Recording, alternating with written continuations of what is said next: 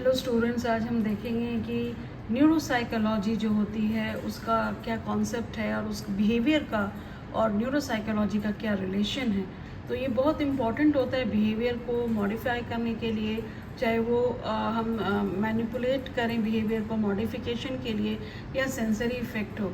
So what is neuropsychology, ये जानना बहुत ज़रूरी है। सो न्यूरोसाइकोलॉजी का जब हम डेफिनेशन देखते हैं तो ये है कि ये studies the brain and nervous system. तो ऑफ कोर्स जब हम न्यूरोसाइकोलॉजी पढ़ते हैं तो हमें नर्व्स और वेरियस एस्पेक्ट्स ऑफ न्यूरॉन्स और उनके कनेक्शंस को पढ़ने का बहुत ज़रूरत होता है।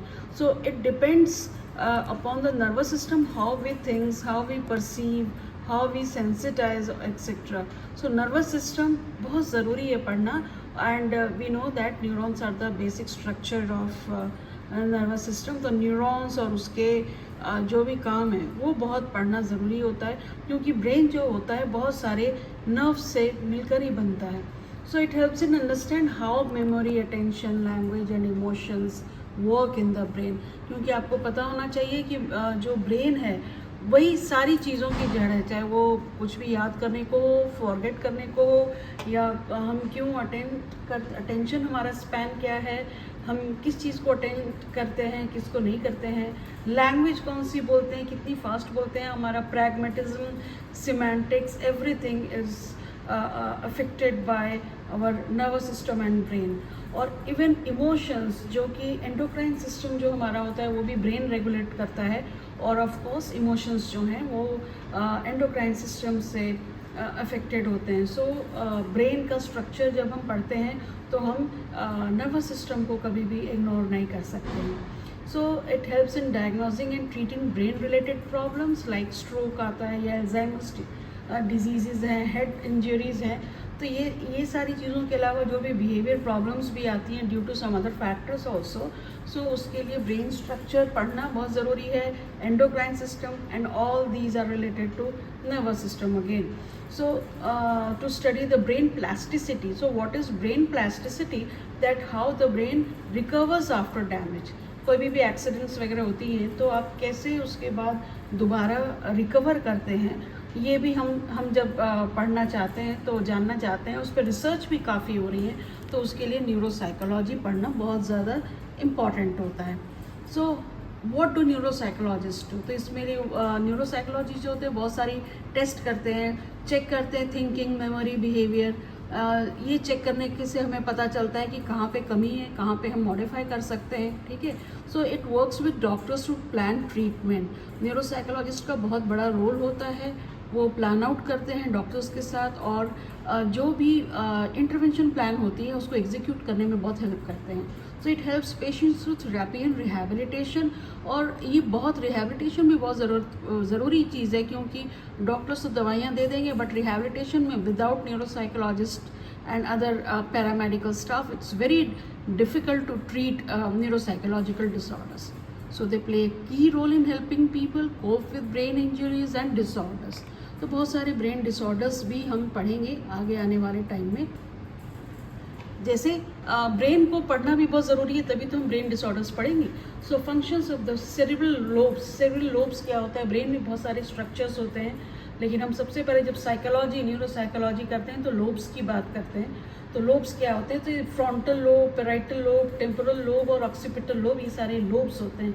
तो फ्रंटल लोब जो होते हैं वो प्लानिंग और प्रॉब्लम सॉल्विंग इसकी सीट है। हम जो भी प्रॉब्लम सॉल्विंग प्रोसेस होता है ये फ्रंटल लोब से गाइडेड होता है। इसीलिए हम कहते हैं, आप देखे होंगे, मैं हमेशा बच्चों को एग्जाम्पल देती हूँ कि अगर कोई बाम का या कुछ सिर दर्द का दवाई का कुछ भी अगर ऐड आता है तो वो सिर के आगे चेहरे पे लगाता है, लाइक झंडू बाम लगाओ और दर्द ठीक हो गया। इट मीन्स फ्रंटल लोब में प्लानिंग और प्रॉब्लम सॉल्विंग की मेन सीट होती है, ओके। इवन जो स्पीच होता है वो ब्रोका एरिया, वो भी फ्रंटल लोब में होता है।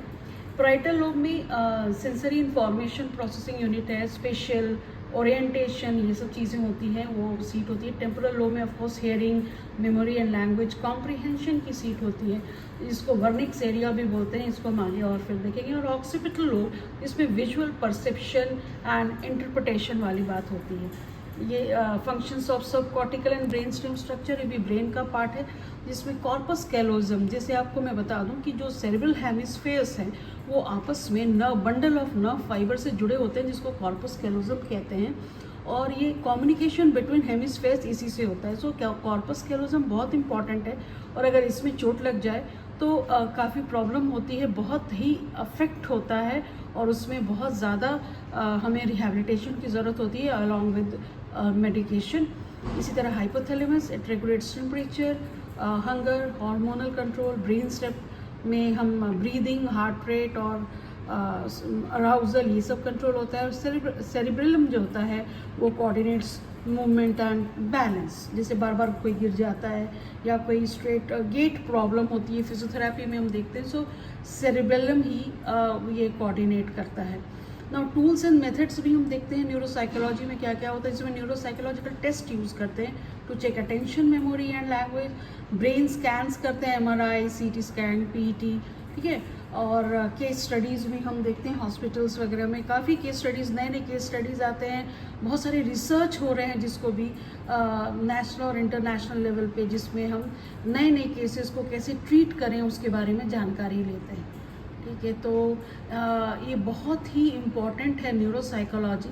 और बहुत सारी ये सब जो आप देख रहे हैं टेस्ट है, जैसे वेशलर्स एडल्ट इंटेलिजेंस टेस्ट और मिनी मेंटल स्टेट एग्जामिनेशन, ये तो हम बहुत यूज़ करते हैं, जिसमें हम क्विक स्क्रीनिंग करते हैं कॉग्निटिव इम्पेयरमेंट के लिए, और इसमें हम शॉर्ट टर्म मेमोरी और एक्सप्लेनेशन, ये सारी चीज़ें यूज़ करते हैं। और डिमेंशिया, अल्जाइमर, स्ट्रोक वगैरह में तो हम ये तुरंत ही, आप हर क्लिनिक में आप इसको देखेंगे, मिनी मेंटल स्टेट एग्जामिनेशन, जिसमें अटेंशन स्पैन, मेमोरी और बाकी बहुत सारे साइकोलॉजिकल असेसमेंट्स हम लोग करते हैं।